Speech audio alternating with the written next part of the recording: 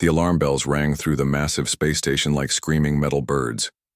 Admiral Kexthor's 6 arms moved quickly across his control panel as red warning lights flashed everywhere. His purple skin turned darker with worry as he read the impossible message on his screen. "Something has broken through the Crimson Gate," his officer reported. The young Zephyrian's voice shook with fear. "The sensors show an unknown ship inside our most protected area." Admiral Kexthor could not believe what he heard. The Crimson Gate was the strongest defense in the entire Zephyrian Empire. 17 layers of energy shields protected this space, quantum barriers that could stop anything. For 300 years, no enemy had ever gotten through. Not even the mighty Korvax war fleets had managed to break past the first layer. "Run the scan again," Admiral Kexthor ordered. His 4 eyes stared at the screen. There must be some mistake. But the scan came back the same. A ship sat right in the middle of their protected space. It was impossible, but it was real. Far away from the panicking aliens, Captain Jake Morrison stood on the bridge of his ship. The UHS Defiance floated quietly in space, surrounded by the enemy's strongest defenses. Jake was a tall man with short, brown hair and calm blue eyes. He had led many dangerous missions, but this one was the most important. "Phase drive worked perfectly, Captain," said Lieutenant Amy Parker from her station. She was a young woman with red hair tied back in a tight bun. Her fingers moved across her controls as she checked their systems. "We slipped right through, their shields like they were made of air." Jake nodded and looked at the main screen. Stars dotted the black space around them, but he knew they were not alone. Somewhere out there, the alien empire was starting to panic. Their greatest strength had just become useless. "Dr. Rodriguez, how is our quantum drive holding up?" Jake asked. Dr. Sam Rodriguez looked up from his engineering station. He was an older man with gray hair and tired eyes, but his mind was still sharp. "The phase shift was clean, Captain. We can do it again if we need to. The aliens have never seen technology like this." Sam had spent 10 years working on the quantum displacement drive. While other human scientists tried to build bigger guns or stronger shields, Sam had focused on something different. He wanted to make a ship that could move through solid matter. Most people thought he was crazy. Now his crazy idea had made the impossible happen. The bridge was quiet except for the soft hum of the ship's systems. Jake walked to the big window and looked out at the enemy space station in the distance. It was huge, bigger than most human cities. Thousands of alien ships moved around it like angry insects. "They don't know what hit them," said Tony Blake from the communications station. He was listening to the alien radio signals. "They're sending emergency messages to every fleet in the sector. Sounds like they're really scared." Jake almost smiled. The Zephyrian Empire had ruled the galaxy for over 1,000 years. They had crushed every race that tried to fight them. Their technology was advanced. Their fleets were massive. They thought nothing could touch them in their strongest fortress. But they had never fought humans before. "Captain, I'm picking up massive ship movements," reported Lisa Chen from the navigation station. She was a small woman with dark hair and quick hands. "Looks like they're calling in everything they have." Jake turned back to his crew.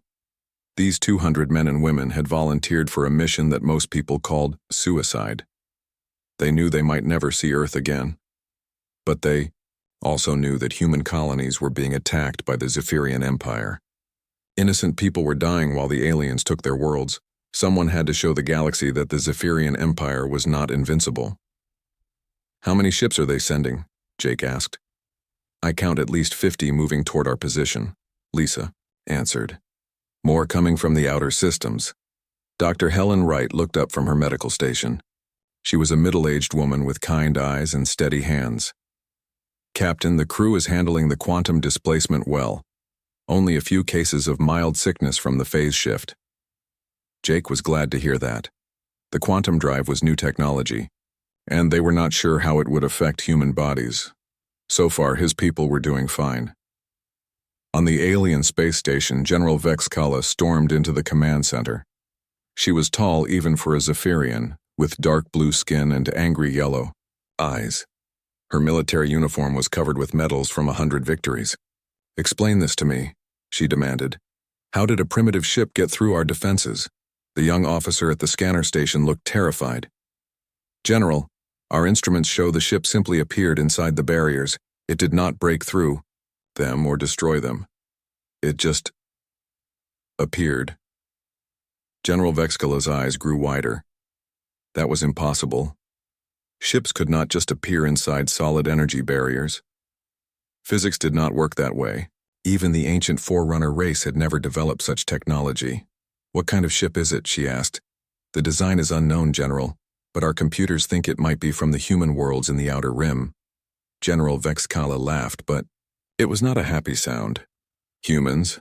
Those simple creatures who barely have space travel? You're telling me they built a ship that can do what our greatest enemies never could? The officer nodded nervously. That is what the scans show, General. Back on the Defiance, Jake gathered his senior officers around the planning table. The ship's artificial gravity kept them comfortable while they floated in the middle of enemy space. We have achieved our first goal, Jake said. We proved that their defenses can be beaten. Now we need to make sure the galaxy knows about it. Amy. Parker activated the tactical display. We could hit their communication arrays. If we take out their ability to coordinate, it will cause even more confusion. Carlos Martinez, the chief engineer, spoke up. The quantum drive can handle several more phase shifts. We could strike multiple targets before they figure out how to track us. Jake studied the holographic map floating above the table. The Zephyrian Empire controlled hundreds of star systems. They had millions of ships and trillions of soldiers. But right now, in this moment, they were afraid. Fear was a powerful weapon, and the humans intended to use it. Fleet Commander Zorthak stood in the center of his massive war room. The huge alien was 8 feet tall with thick gray skin and glowing red eyes. Around him, hundreds of screens showed the positions of his ships across 3 star systems. He had never assembled such a large force in his 50 years of military service. How many ships do we have ready? He asked his aide. 412 warships, Commander, the smaller alien replied. More are coming from the border systems. This is the largest fleet we have ever put together for a single target. Zorthak nodded his heavy head. One human ship had made the entire Zephyrian Empire look like fools.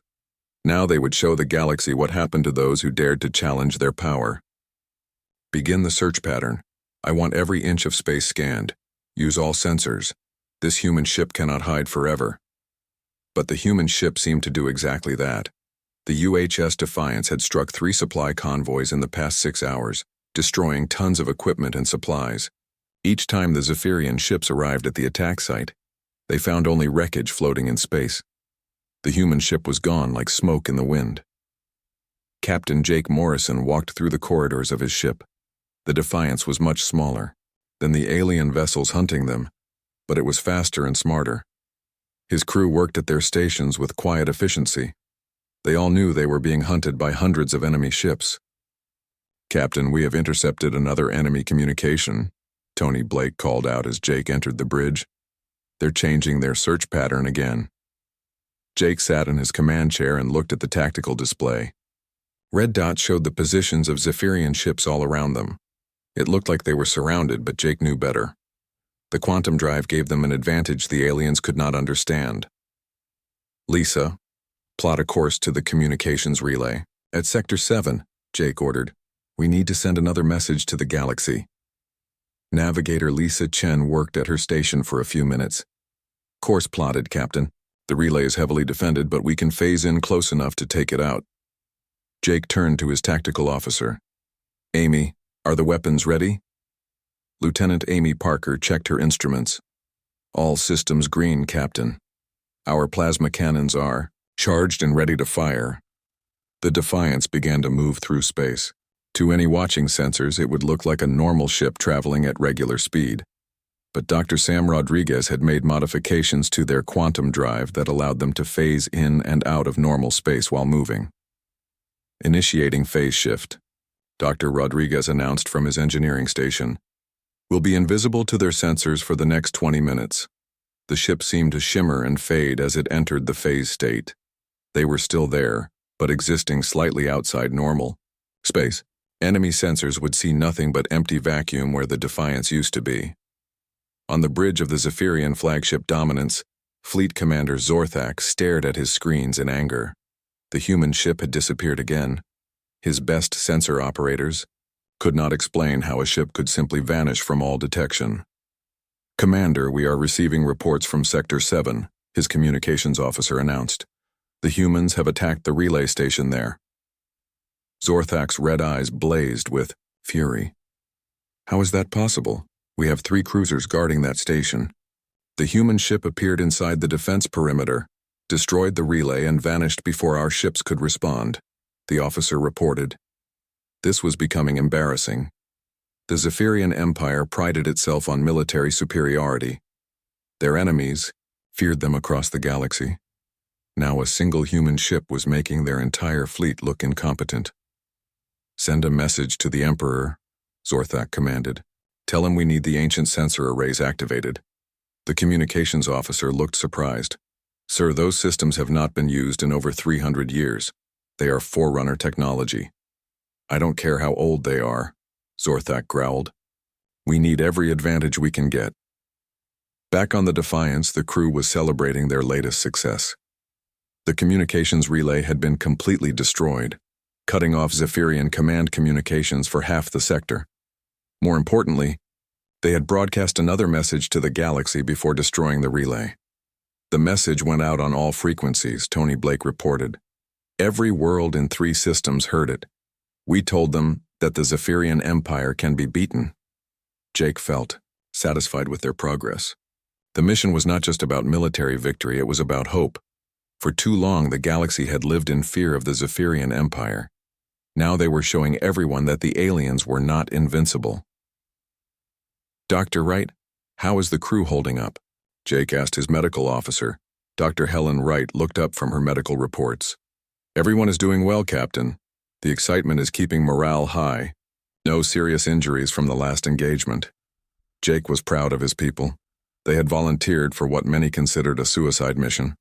Earth's government had not officially approved their actions. If they were captured, no help would come. But they all believed that someone had to take a stand against the Empire's expansion into human space. Captain, I'm detecting movement in the Nexus system, Lisa Chen announced. Looks like a very large fleet gathering there. Jake studied the long-range sensors. The Nexus system was the center of Zephyrian military power in this sector. If they were massing ships there, it meant something big was about to happen. How many ships? He asked. I count over 200 so far, with more arriving every hour, Lisa replied. Whatever they're planning, it's going to be massive. Amy Parker looked at her tactical screens. Captain, our intelligence shows that the Nexus system contains several high-value targets. Military command centers, supply depots, ship construction facilities. Jake considered their options. They had been successful so far by hitting smaller targets and disappearing before the enemy could respond. But maybe it was time to try something bigger, something that would really get the galaxy's attention. What do you think, Dr. Rodriguez? Jake asked his chief engineer. Can our quantum drive handle a deep strike into heavily defended space? Sam Rodriguez rubbed his tired eyes and looked at his engineering displays. The drive is working perfectly, Captain. We could phase right into the middle of their fleet if you wanted. The question is whether we could get back out again. Jake stood up and walked to the main viewing screen. Outside, stars dotted the darkness of space. Somewhere among those stars, hundreds of alien ships were hunting for them.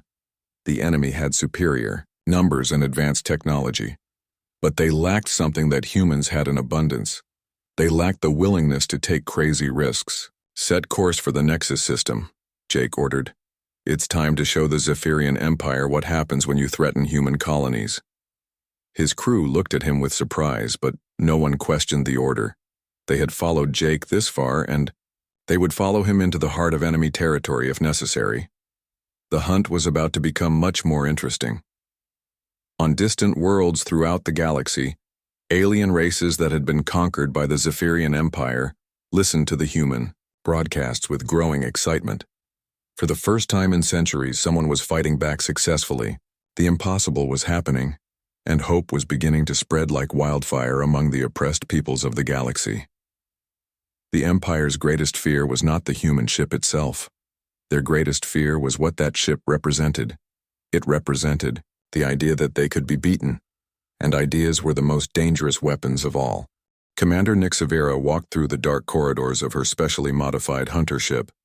She was different from other Zephyrians, smaller and faster, with silver skin that gleamed under the ship's lights. Her yellow eyes glowed with intelligence as she studied the data from their latest scans. The human ship follows patterns, she told her crew. They hit supply lines, then communication arrays, then military outposts. They think they are random, but there is logic to their attacks. Her science officer, a young Zephyrian named Kexdal, looked up from his instruments. Commander, our new temporal displacement trackers are ready. If the humans use their phase technology again, we should be able to follow the energy signature. Nix Vera smiled with her sharp teeth. Good. This game of hide-and-seek has gone on long enough. The Empire is losing face across the galaxy because of one small human ship. She was right. On dozens of worlds, alien races that had been conquered by the Zephyrian Empire were starting to whisper about rebellion. The humans had done something that seemed impossible. They had made the mighty Empire look weak and confused. Far across space, Captain Jake Morrison stood in the Defiance's engineering section with Dr. Sam Rodriguez. The older scientist was working on modifications to their quantum drive, while sparks flew from open panels. The aliens are adapting faster than I expected, Sam said as he adjusted a crystal matrix. Their sensors are starting to pick up traces of our phase shifts. We need to change how the drive works. Jake watched his chief engineer work. Sam's hands moved with the skill of someone who had spent his entire life working with advanced technology. How much time do we have before they figure out how to track us completely? Maybe a day, maybe a week, Sam replied. It depends on how smart their scientists are. But I have an idea that might give us a bigger advantage. Before Jake could ask what the idea was, the ship's alarm sounded. He rushed back to the bridge where Amy Parker was staring at her tactical display with worry. Captain, we have a problem, Amy announced. 50 Zephyrian ships just surrounded the mining colony at Zerion Prime. They're using the colonists as bait to draw us out. Jake felt his jaw tighten with anger. Zerion Prime was a small human settlement with only a few thousand people. Men, women, and children who had come to the Outer Rim looking for a better life. Now they were trapped between his ship and the alien fleet. What are our options? He asked. Lisa Chen looked up from her navigation station. The colony is surrounded, Captain. If we try to help them, we'll be walking into a trap. But if we don't help them... She didn't need to finish the sentence. Everyone on the bridge knew what would happen to those colonists if the Zephyrians got impatient. Tony, open a channel to the alien fleet, Jake ordered. Tony Blake worked at his communications station for a moment. Channel open, Captain. This is Captain Jake Morrison of the UHS Defiance, Jake said into the microphone. I want to speak with whoever is in command of the Zephyrian forces at Zerion Prime. A harsh alien voice responded through the speakers. This is Fleet Captain Morgax. You are the human who has been causing trouble for the Empire. Surrender your ship now and we will consider sparing the colonists. Jake almost laughed. I have a better idea. Leave Zerion Prime alone, and I'll consider not destroying your entire fleet. There was silence on the channel for several seconds. Then Morgax spoke again, his voice filled with anger.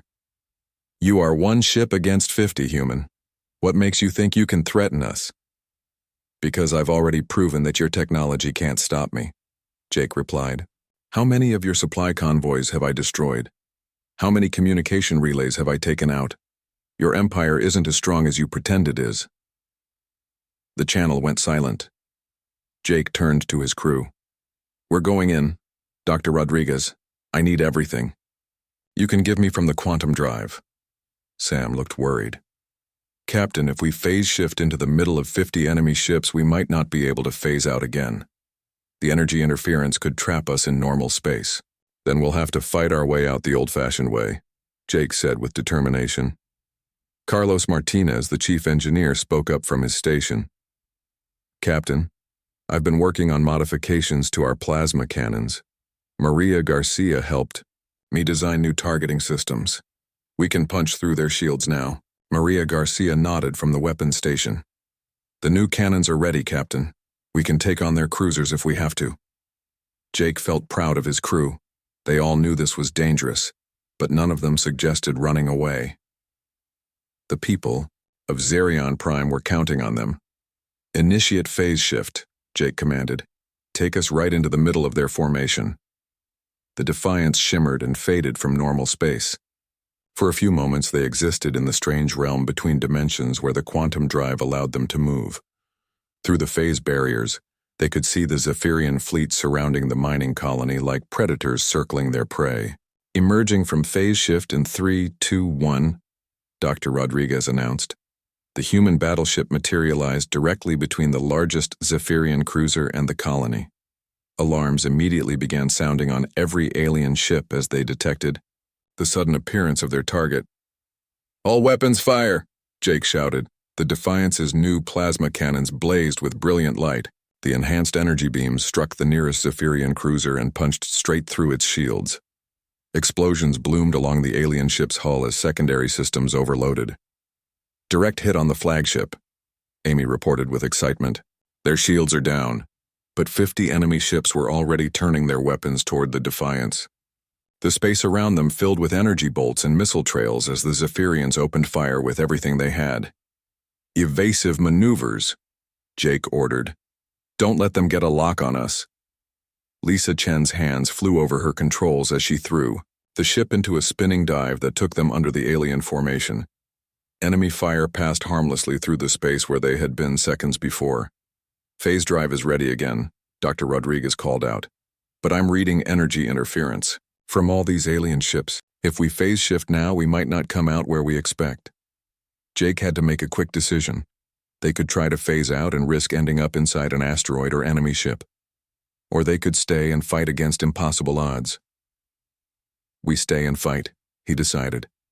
"Target their command ship. If we can take out their leader, maybe the rest will back off." The battle that followed was unlike anything the galaxy had ever seen. One small human ship danced between 50 alien cruisers, using speed and clever tactics to avoid destruction. The Defiance struck like lightning, hitting enemy ships and then moving before they could respond effectively. Commander Nixvera arrived in the middle of the battle with her hunter group. Her modified sensors immediately locked onto the human ship's energy signature. "There you are," she whispered as her weapons powered up. "Let's see how you handle a real challenge." But as her ship moved to attack, something unexpected happened. The colonists on Zerion Prime began launching their mining ships and cargo haulers. They weren't trying to escape. They were trying to help the Defiance by creating confusion and blocking enemy fire. Jake saw what the colonists were doing and felt a surge of emotion. These brave people were risking their lives to help him save them. "This is it," he announced to his crew. "This is why we fight. Not for glory or revenge, but for people like them. All weapons, concentrate fire on the command ship. Let's end this." The final moments of the battle would be remembered across the galaxy for generations. The human ship, supported by civilian mining vessels, managed to cripple the Zephyrian flagship and force the entire enemy fleet to retreat. As the alien ships disappeared into hyperspace, Jake looked at his crew with pride. They had faced impossible odds and won. But more importantly, they had saved innocent lives and shown the galaxy that the Zephyrian Empire could be beaten. The war was far from over, but the balance of power was beginning to shift. Emperor Thexmore sat on his crystal throne in the center of his massive palace. The old ruler was larger than most Zephyrians, with dark purple skin marked by scars from 100 battles. His 4 eyes blazed with anger as he listened to the reports from his military commanders. "One ship," he said slowly, his voice echoing through the throne room. "One human ship has made our entire empire look like children playing war games." General Vexkala stood before the throne, her military uniform torn from the recent battle. "Your Majesty, the humans have technology we do not understand. They can appear and disappear at will. Our best scientists cannot explain how they do it." "Then get better scientists," the Emperor roared. "I don't care if you have to wake every Forerunner expert in the Empire. Find a way to stop this human ship before it destroys everything we have built." But it was already too late to stop what the humans had started. Across the galaxy, the news of their victories spread like wildfire. On the industrial world of Koros, alien workers stopped their machines and refused to work. On the mining planet of Vextal, entire colonies of enslaved beings rose up against their Zephyrian overseers. The rebellion that the Empire had feared for centuries was finally beginning. On the bridge of the UHS Defiance, intelligence officer Kevin Brooks studied the reports coming in from across the galaxy. He was a thin man with sharp eyes and quick hands, skilled at finding patterns in complex information. "Captain, you need to see this," Kevin said as Jake Morrison approached his station. "Rebellions are starting on 12 different worlds. The aliens that the Zephyrians conquered are fighting back." Jake looked at the data streams flowing across Kevin's screens. Each report told the same story. Alien races that had been slaves for generations were suddenly finding the courage to fight for their freedom. "It's working," Jake said quietly. "We're not just fighting a military battle anymore. We're fighting for the soul of the galaxy." Dr. Helen Wright looked up from her medical station where she was treating crew members injured in the last battle. "Captain, we're receiving distress calls from human colonies in the Outer Rim. The Zephyrians are attacking civilian targets in revenge for our actions." Jake felt his heart sink. He had known this might happen, but it still hurt to hear that. Innocent people were suffering because of his mission. "How many colonies are under attack?" he asked. "At least 6 that we know of," Helen replied. "Families with children, Captain. They're defenseless against Zephyrian warships." Jake walked to the main viewing screen and stared out at the stars. Every decision he made affected millions of lives. If he continued fighting, more innocent humans would die. But if he stopped, the galaxy would remain under Zephyrian control forever. "Tony, open a secure channel to Earth Command," Jake ordered. "Tony." Blake worked at his communication station for several minutes before shaking his head. "Sorry, Captain. The Zephyrians are jamming all long-range communications. We're on our own out here." Amy Parker looked up from her tactical display. "Captain, our long-range sensors are detecting massive fleet movements. It looks like the Zephyrians are gathering their entire armada." "How many ships?" Jake asked. "I count over 10,000 vessels converging on this sector," Amy reported with shock. "This is every major warship in the Zephyrian Empire. They're coming for us with everything they have." The bridge went quiet as everyone absorbed this information. 10,000 enemy ships against their single battleship. Even with their advanced technology, those were impossible odds. Dr. Sam Rodriguez spoke up from his engineering station. "Captain, I've been monitoring Zephyrian communications. They're not just hunting us anymore. They're planning to use us, as an example. They want to capture our ship and execute our crew in front of the entire galaxy." Jake nodded grimly. The Emperor was getting desperate. The rebellions spreading across his empire were threatening everything the Zephyrians had built. They needed to crush the symbol of resistance before it inspired even more uprisings. "What about our quantum drive?" Jake asked. "Can we stay ahead of 10,000 ships?" Sam looked worried as he checked his instruments. "The drive is working perfectly, but we have another problem. Our weapons specialist Maria Garcia has been running calculations on our ammunition supplies." Maria Garcia looked up from her weapons station. Her dark hair was pulled back and her face was serious. "Captain, we're running low on plasma charges for our main guns. We have maybe 6 more full battles before we're defenseless." Jake realized their situation was getting worse by the hour. They were outnumbered, running out of supplies, and cut off from any help. But they had also accomplished something incredible. They had shown the galaxy that the Zephyrian Empire could be beaten.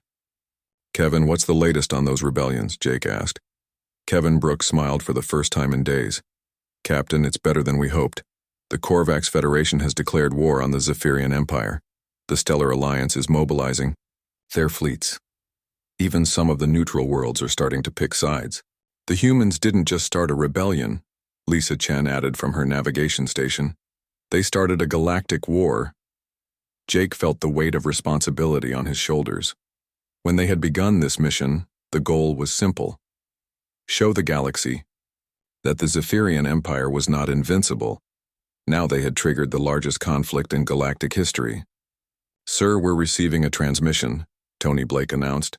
"It's coming from the Zephyrian flagship Eternal Dominion." "Put it through," Jake said. The main screen flickered and showed the face of Emperor Thexamore himself. The alien ruler looked older and more tired than Jake had expected. "Captain Morrison," the Emperor said in perfect English, "I am offering you one chance to surrender. Give up your ship and your crew, and I will spare the human colonies we have surrounded." Jake stared at the alien Emperor for a long moment. "And if I refuse? Then I will destroy every human world in the galaxy," Thexamore replied coldly. "Your species will be extinct within a month." The channel went dead, leaving the bridge in silence. Jake looked around at his crew. These brave men and women had followed him on an impossible mission. Now they faced an impossible choice. "Captain," Carlos Martinez said from his engineering station, "the crew wants you to know something. We knew this might happen when we volunteered. None of us expected to go home again." One by one, every officer on the bridge nodded in agreement. They had accepted the risks from the beginning. "We didn't come out here to surrender," Amy Parker added. "We came here to fight for human freedom. That hasn't changed." Jake felt proud of his crew, but he also felt the burden of command. The Emperor's threat was real. Millions of innocent humans would die if he made the wrong choice. "Dr. Rodriguez," Jake said finally, "you mentioned an idea earlier about improving our quantum drive. What did you have in mind?" Sam's tired eyes lit up with excitement. "Captain, what if we could do more than just phase through solid matter? What if we could phase inside other ships?" The implications hit Jake immediately. If they could materialize inside enemy vessels, they could strike at the heart of the Zephyrian fleet. It was dangerous beyond belief, but it might be their only chance. "How long would you need to make the modifications?" Jake asked. 6 hours, maybe 8, Sam replied. "But Captain, the risks are enormous. If the phase calculations are wrong by even a tiny amount, we could materialize inside solid metal and be destroyed instantly." Jake looked around at his crew one more time. They were asking him to bet their lives on an untested modification to experimental technology. If it worked, they might have a chance against the massive enemy fleet. If it failed, they would all die. But if they did nothing, the galaxy would remain enslaved forever. "Do it," Jake decided. "Modify the quantum drive. We're going to take this fight directly to the Emperor himself." As his crew began preparations for the most dangerous mission in human history, Jake Morrison stared out at the stars and wondered if he was about to save the galaxy or doom it to destruction. The Nexus system blazed with the lights of 10,000 warships. Emperor Thexamore stood on the bridge of his massive flagship, the Eternal Dominion. The ship was 5 miles long and carried enough weapons to destroy entire planets. Around it, the greatest fleet in galactic history waited for one small human battleship. "Are the sensors ready?" the Emperor asked his chief science officer. "Yes, Your Majesty," the alien replied. "We have sensor nets covering every inch of space for 100 million miles. The human ship cannot appear without us detecting it immediately." Thexamore smiled with his sharp teeth. "Good. When they arrive, I want them captured alive. The galaxy needs to see what happens to those who challenge the Zephyrian Empire." Far away, hidden behind a moon on the edge of the system, the UHS Defiance waited in silence. Captain Jake Morrison stood in the ship's engineering section, watching Dr. Sam Rodriguez make final adjustments to their quantum drive. Sparks flew from open panels as the older scientist worked with desperate concentration. "How much longer?" "Sam?" Jake asked. "Almost finished, Captain," Sam replied without looking up. "The new phase matrix will let us materialize inside other ships, but I have to warn you again. If my calculations are wrong by even a tiny amount, we'll be torn apart at the atomic level." Jake nodded. They had already accepted the risks. The entire galaxy was watching to see if one human ship could stand against the might of an ancient empire. "Captain, all teams are ready," Security Chief Ryan Foster reported over the communication system. "We have 20 volunteers prepared for boarding operations." Jake felt proud of his crew. When he had asked for volunteers to phase directly onto enemy ships, almost everyone had stepped forward. They all knew it was probably a one-way mission, Dr. Rodriguez, initiate the phase drive, Jake commanded as he returned to the bridge. The ship shimmered and began to fade from normal space. But this time was different. Instead of just becoming invisible, they began to move through dimensions that most beings couldn't even imagine. The modified quantum drive allowed them to exist in multiple places at once. On the bridge of the Eternal Dominion, alarms suddenly began screaming. Sensor operators stared at their screens in confusion as impossible readings flooded their instruments. Report, Emperor Thexmore demanded. Your Majesty, our sensors are detecting the human ship in 12 different locations at the same time, the chief operator replied with panic in his voice. It's impossible, but they appear to be everywhere and nowhere. Find them, the Emperor roared. Use every sensor we have. But the human ship was already moving through the heart of the Zephyrian fleet, like a ghost passing through walls. Jake Morrison watched on his tactical display as they phased through dozens of enemy vessels without being detected. Target locked. On the flagship, Amy Parker announced from her weapons station. We're approaching the Emperor's ship now. Remember the plan, Jake told his crew. We phase inside their ship, rescue the human prisoners, and get out before they know what hit them. The Defiance began to materialize inside the massive alien flagship. For a few terrifying seconds, both ships occupied the same space in different dimensional phases. Then the human battleship solidified inside the Eternal Dominion's main hangar bay. Chaos erupted throughout the alien ship as emergency alarms sounded. Zephyrian soldiers ran through the corridors, trying to understand how an enemy vessel had appeared inside their most protected fortress. Teams Alpha and Beta, move out, Ryan Foster commanded as his boarding parties rushed from the Defiance into the alien ship. Find those prisoners and get them back here fast. The human soldiers moved through the Eternal Dominion with deadly efficiency. Their advanced weapons cut through Zephyrian defenses like paper. Years of training and the desperation of their mission gave them strength beyond what their enemies expected. Emperor Thexmore stood on his bridge watching his ship tear itself apart from the inside. How did they get in here? He demanded of his officers. How is this possible? Your Majesty, they're using some kind of dimensional technology, his science officer replied. Our weapons can't target them because they exist partially outside normal space. On the Defiance's bridge, Jake Morrison coordinated the rescue operation while monitoring the battle raging throughout the huge alien ship. His people were outnumbered 1,000 to 1, but they had the advantage of surprise and superior technology. Captain, Team Alpha has found the prisoners, Ryan Foster reported over the radio. We're bringing them back now. Jake felt relief flood through him. The human colonists captured by the Zephyrians were still alive. Families that had been separated were about to be reunited.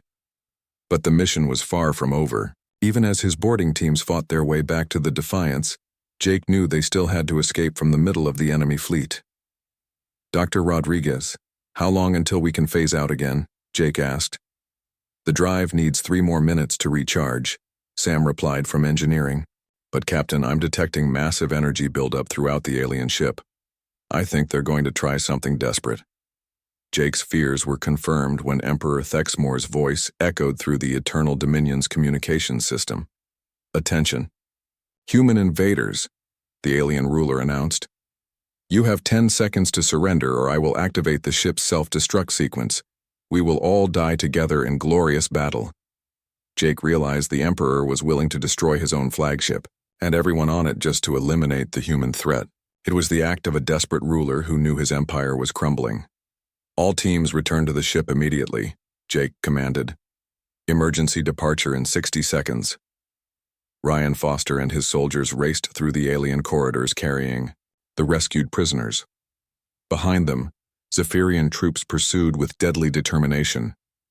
The sound of weapons fire echoed through the massive ship as both sides fought desperately.